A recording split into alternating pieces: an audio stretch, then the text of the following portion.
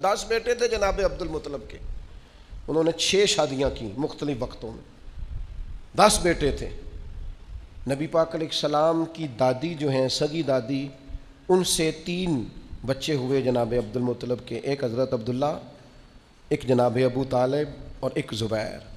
یہ 3 بچے، یہ سگے 2 چچا ہیں، باقی بھی چچا ہیں، ابو لہب بھی ہیں، دیگر بھی ہیں، جناب عباس بھی ہیں، لیکن یہ 2 سگے بھائی ہیں ابو طالب اور زبیر حضرت عبداللہ رضی اللہ تعالیٰ عنہ کے۔ حضرت عبداللہ چھوٹے بیٹے ہیں جناب عبد المطلب کے، لیکن خوبصورت سب سے زیادہ تھے، حسین سب سے زیادہ تھے، اور بہادر سب سے زیادہ تھے، سخی سب سے زیادہ تھے، اور گفتگو کرنے کا ملکہ اور سلیقہ اور اپنی بات سمجھانا اور دل میں اتار دینا، اس کا طریقہ سب سے زیادہ آتا تھا۔ اور جب گفتگو کرتے حضرت عبداللہ تو کسی شخص کے چہرے پر نظر ٹکا کے نہیں، نظریں جھکا کے بات کرتے، اور کمال یہ تھا کہ حسن ہے، جمال ہے، جوانی ہے۔ ایک عورت فریفتہ ہو گئی، اس نے آ کے حضرت عبداللہ کو دعوت دی کہ میں اتنا کچھ دوں گی، آپ میری طرف متوجہ ہوں۔ آپ نے فرمایا خبردار، مرد کے لیے سب سے قیمتی چیز اس کی غیرت ہوتی ہے، میں غیرت مند ہوں، کبھی کسی ناجائز چیز کی طرف توجہ کر سکتا۔ یہ جو یہودی تھے نا، یہودی شروع سے بڑے مکار ہیں، انہوں نے تورات کے اندر وہ نشانیاں پڑھ لی تھی نبی پاک علیہ السلام، یہ جانتے تھے جناب عبداللہ کو کہ حضور کا نور یہاں منتقل ہو گیا۔ ان کے جو کاہن تھے نا، کاہن، یہ جانتے تھے۔ حضرت عبد المطلب رضی اللہ تعالیٰ عنہ نے ایک دفعہ منت مانگی تھی کہ اگر میرا فلاں کام ہو جائے تو میں اپنے ایک بیٹے کی قربانی کروں گا۔ وہ معاملہ حل ہو گیا، آپ زمزم کے کنویں کا حل ہو گیا، بیٹا ذبح کرنا ہے، قرآن اندازی کی تو قرآن نکل آیا جناب عبداللہ کے نام کا۔ اب جب بیٹا ذبح کرنے لگے تو ساری دنیا اکٹھی ہو گئی، سب سے خوبصورت بچہ۔ اب کیا کریں؟ انہوں نے کہا جو تورات جاننے والا کوئی ہو اس کے پاس جائیں۔ ایک بی بی تھی بڑی ماہر تھی تورات جاننے، اس سے جا کے مشورہ کیا تو وہ کہنے لگی اس کا طریقہ ہے نا، آپ ایک طرف جناب عبداللہ کو کھڑا کریں، ایک طرف ایک اونٹ کھڑا کریں، قرآن اندازی کریں۔ اگر تو قرآن نکلا حضرت عبداللہ کے نام کا تو اونٹ ڈبل کر کے پھر قرآن اندازی کر لیں، اور اگر پھر قرآن حضرت عبداللہ کے نام کا نکلا تو اونٹ 2 کی جگہ 4 کر دیں۔ جب تک قرآن اونٹ کے نام کا نہیں نہ نکلتا، اونٹ بڑھاتے جائیں، ڈبل کرتے جائیں، 2 کے 4 کیے، 4 کے 8 کیے، اونٹ تقریباً 100 ہو گیا۔ 100 اونٹ جب ہوا نا تو پھر جا کے قرآن نکلا، یعنی 1 1 2 2 کر کے اونٹ، یعنی 1 1 کر کے سمجھ لیں اونٹ بڑھائے جا رہے تھے۔ تو اب 100 اونٹ ہوا تو قرآن نکلا اونٹوں کے نام کا، تو 100 اونٹ ذبح ہوئے جناب عبداللہ کی طرف سے۔ اس وقت سے طے ہو گیا عربوں میں کسی کا خون بہا دینا ہو، کسی شخص کے انتقال پر دیت دینی ہو، جرمانہ تو 100 اونٹ ہے۔ اور یہ اس طرح طے ہوا کہ اسے نبی پاک نے بھی قائم رکھا ہے صلی اللہ تعالی علیہ وسلم۔ ایک شخص نے آ کے حضور سے کہا تھا آپ 2 ذبیحوں کے بیٹے ہیں، تو حضور مسکرائے۔ تو پوچھنے والوں نے پوچھا حضور 2 ذبیح کون سے؟ فرمایا ایک جناب اسماعیل اور ایک میرے والد جناب عبداللہ۔ ان کے لیے دمبا آ گیا تھا، گویا ان کے لیے 100 اونٹ بن گئے تھے، لیکن دونوں اللہ کے راستے میں قربان ہونے کو تیار۔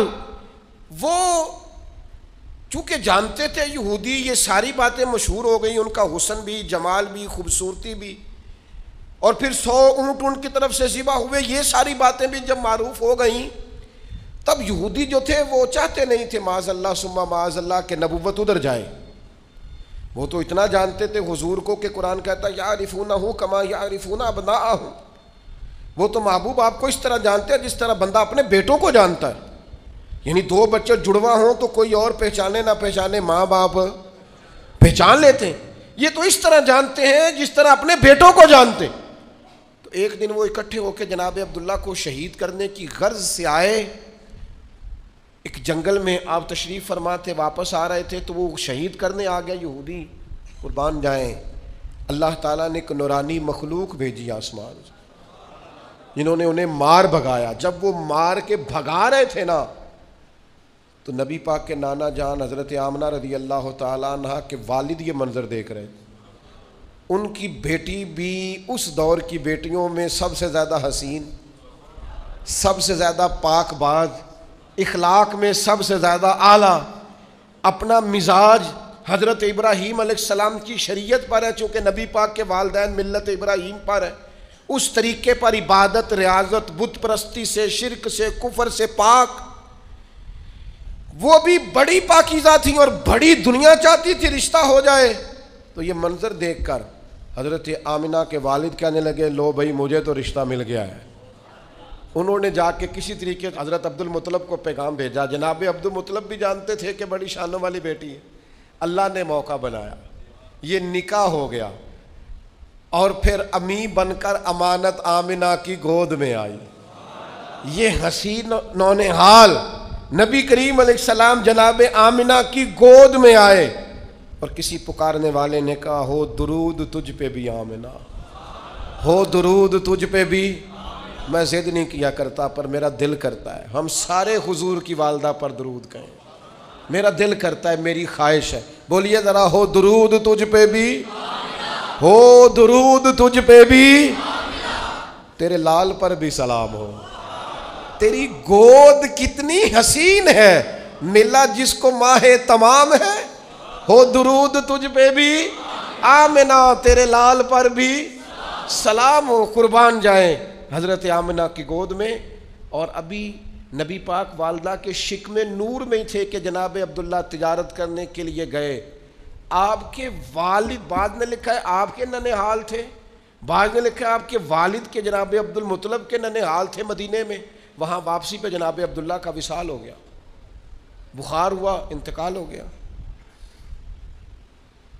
اور پھر 6 سال عمر تھی یا 4 سال عمر تھی، با اختلاف روایات جناب آمنہ حضور کو لے کر گئیں قبر پر جناب عبداللہ کی، اور واپسی پر مقام ابوا پر ان کا بھی وصال ہو گیا۔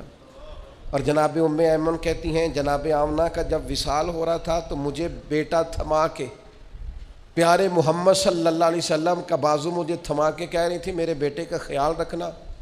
تو میں نے کہا جناب آمنہ آپ بھی جا رہی ہیں اور ان کے والد بھی چلے گئے، تو کہتی ہیں کہ وہ آرام فرما تھی، طبیعت ان کی علیل تھی، تو کہنے لگی ام ایمن سن، اس کے باپ بھی رخصت ہو گئے، میں بھی جا رہی ہوں، پر ہمارا ذکر کبھی دنیا سے نہیں جائے گا، ہمارا ذکر تا صبح قیامت بعد قیامت بھی ہمیشہ ہوتا رہے گا۔ تو جناب ام ایمن کہتی ہیں میں نے کہا وہ کس طرح؟